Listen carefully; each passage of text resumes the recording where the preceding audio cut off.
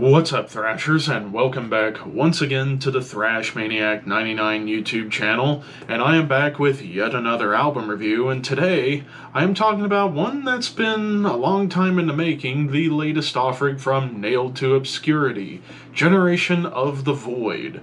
This also came out on September 5th, this time on Nuclear Blast Records, and if I recall, I believe this is the band's fourth studio full-length overall. I actually reviewed their last album, Black Frost, and I thought it was a really good album, and it's been a long time since they've made anything, so I pretty much hadn't thought about this band in quite some time because it's just been so long since we've had any music.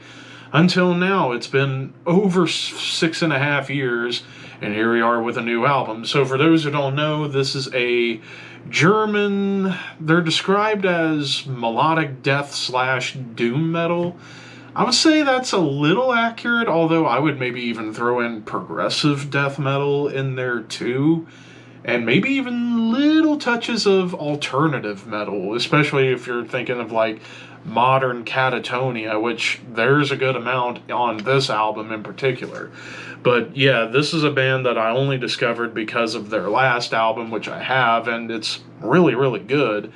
And here we are with a new one. So we kick things off with Glass Bleeding, and you get these big, like, chunky riffs at the beginning, but with atonal melodies, and there's a good amount of atonal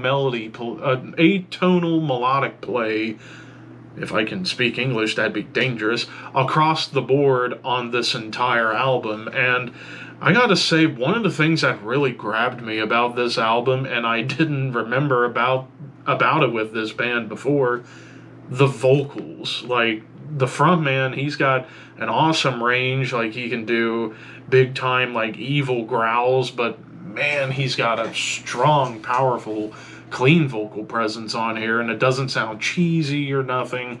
Sounds awesome. So you get like big vocal hooks all throughout this album, and like I said, there's a lot of modern catatonia feels in the vocal phrasing and style, but also even in some of the musicality on here. Like when it gets down to like the more catchy songwriting, it kind of gets into that vein of modern catatonia, but it's mixed well with heavier moments on here. Like especially here on Glass Bleeding, you get like big blast beats and triplet rhythms and chugs. Like this album can chug pretty damn well, and you get plenty of chug on tracks like Clouded Flames, and even the last track, The Ides of Life.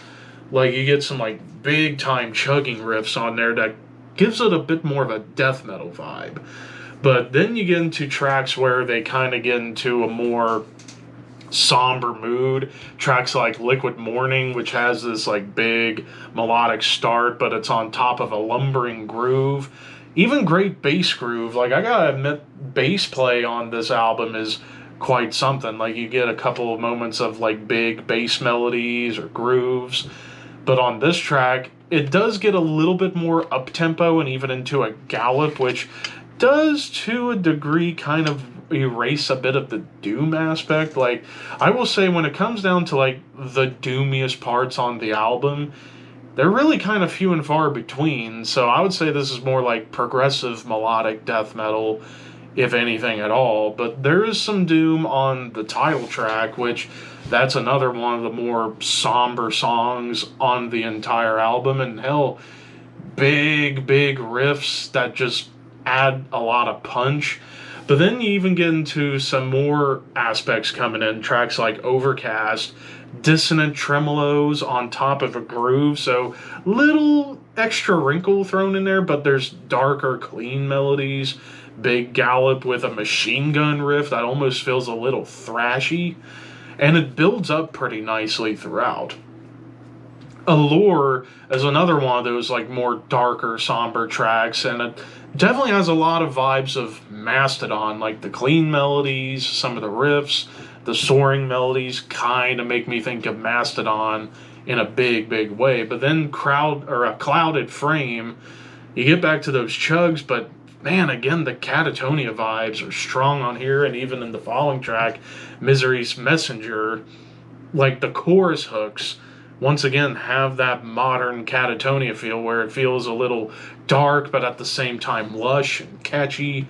But also in Clouded Frame, some off time groove to kind of add a little bit of prog. But speaking of prog, probably the proggiest track on the album, Echo Attempt, which is the longest track of the album, I believe, at like over 8 minutes. Synths build, but the riffing and the rhythms on this track, I think, sound closer to a band like Gojira than anybody else. Like, it's heavy, it's powerful, it's punchy, it's chuggy, but you still get plenty of clean melodies, plenty of somber atmosphere, but it's so proggy, yet it's beautiful at the same time, towards the end especially. But I would say one of my favorite tracks on the album would be the song Spirit Corrosion.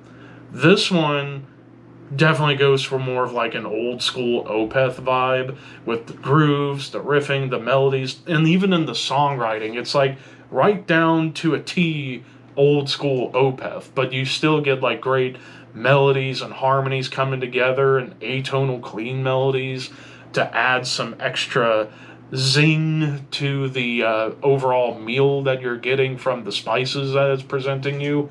But then the closer, the Ides of Life, like, this one was one of the heavier tracks of the album. While it starts off a little more on the clean side with the vocals and the guitar melodies, you still get like triplet chugs with like atonal lines and just riff city. It is a riff city moment. And then clean melodies into a great lead section, which lead work on this album's not a whole lot. Like, you get like a lead melody in Overcast, but in terms of like true blues solos, you only get them on the title track, Clouded Frame, and the Ides of Life.